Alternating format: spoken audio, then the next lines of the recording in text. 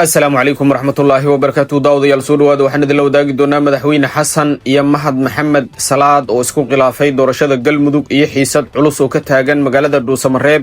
waxa kale oo aad maqli doontaan ciidamo dheeraad ah oo laga dejiyay magaaladaasi iyo xaaladaha guud ee deegaanada galmudug. sidoo kale waxaan idin la wadaagi doonaa dhaqdhaqaaqyo culus oo ka socda duleedka magaalada Baydhabo. xaaladii ugu dambeeyay ee guud ahaan gobolada dalka ayaan halkaan idin kula wadaagi doonaa. soo dhawaada haddii aad inagu cusub tahay channelka subscribe inoo saar, muuqaalka inoo like garay, asxaabtaada la wadaag, aragtidaada inoogu soo gudbi qaybta faallada. mahadsanidin.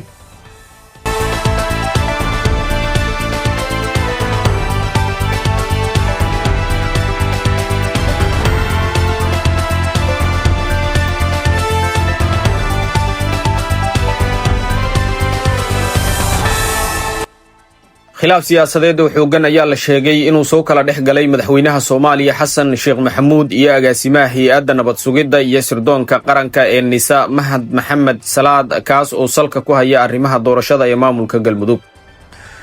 warar lagu kalsoon yahay oo aynu helnay ayaa sheegaya in Mahad Salaad uu si cad ugu sheegay madaxweyne Xasan Sheekh Maxamuud in uu doonayo inuu isu sharaxo xilka madaxweynaha Galmudug isla markaana aanu taageersanayn qorshe kasta oo lagu cadaadinayo madaxweynaha hadda talada haya ee Axmed Cabdi Kaariye Qoorqoor.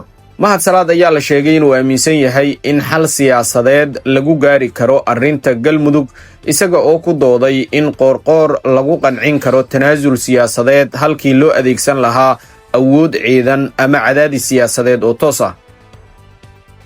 sidoo kale ilo xogogaal ayaa tilmaamaya in kulamo dhowr ah oo u dhaxeeyay madaxweyne Xasan Sheekh Maxamuud iyo Mahad Maxamed Salaad ay ku soo dhamaadeen is-afgarawaa iyadoo aan weli wax heshiisa laga gaarin khilaafka taagan. labada dhinac ayaa la filayaa inay yeeshaan kulamo kale oo arrintan looga hadlayo. Mahad Salaad ayaa doonaya in doorashada Galmudug ay noqoto mid furan oo qolo kasta ay qaadato calafkeeda. Qoorqoor ayaa sidoo kale isna cadeeyay inuu kaliya aqbalayo doorasho hufan. dhinaca kale ra'iisul wasaaraha Soomaaliya Xamse Cabdi Barre ayaa lagu waramayaa inuu taageersan yahay mowqifka Mahad Salaad isla markaana aanu ku qanacsanayn qorshaha la sheegay in madaxweyne Xasan Sheekh uu ku taageerayo Liibaan Shuluq si uu ugu soo baxo madaxtinimada maamulka Galmudug. wararka ayaa intaasi ku daraya in khilaafkan cusub uu saameyn ku yeeshay dhaqdhaqaaqyada siyaasadeed ee ka socda magaalada Dhuusamareeb, halkaas oo ay ka socdaan kulamo iyo abaabulo la xiriira doorashada maamulkaasi. inta badan siyaasiyiinta ka soo jeeda Galmudug ayaa iyaguna walaac ka muujiyay suurtagalnimada in Dhuusamareeb ay ka dhacaan xiisado la mid ah kuwii hore uga dhacay magaalada Baydhabo, kuwaas oo saameyn amni iyo mid siyaasadeed ku yeeshay deegaanada maamulka Koonfur Galbeed.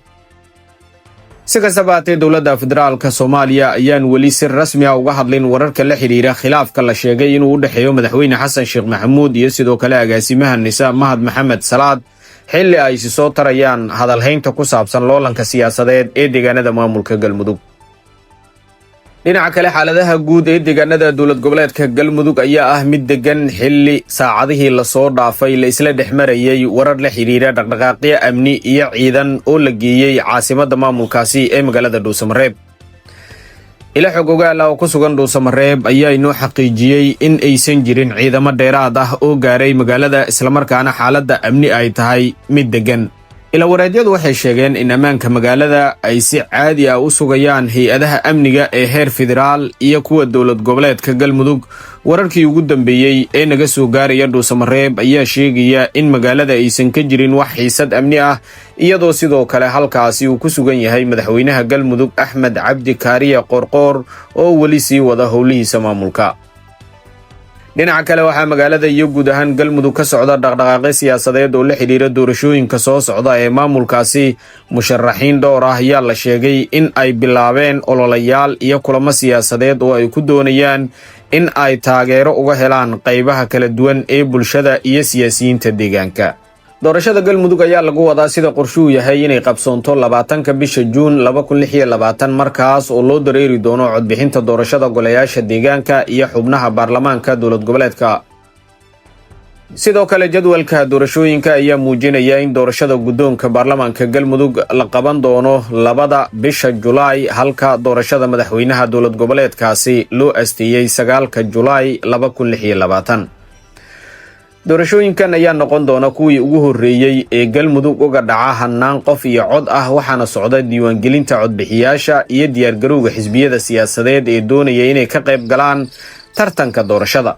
mas-uuliyiinta maamulka galmudug iyo hay-adaha doorashooyinka ayaa dhinacooda wada dadaallo lagu xaqiijinayo in doorashooyinku ku dhacaan jawi amni iyo xasilooni leh, iyadoo indhaha siyaasadda Soomaaliya ay si gaar ah ugu jeedaan habka ay u qabsoomaan doorashooyinka maamulkaasi.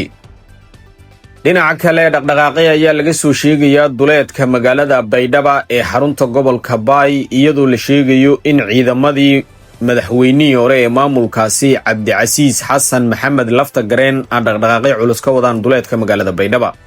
ciidamadii dowlad goboleedka Koonfur Galbeed Soomaaliya ee deganaa duleedka degmada Baydhabo, gaar ahaan deegaanka Owdiinle, ayaa la sheegayaa in dhaqdhaqaaqyo culus ay ka wadaan duleedka magaalada Baydhabo.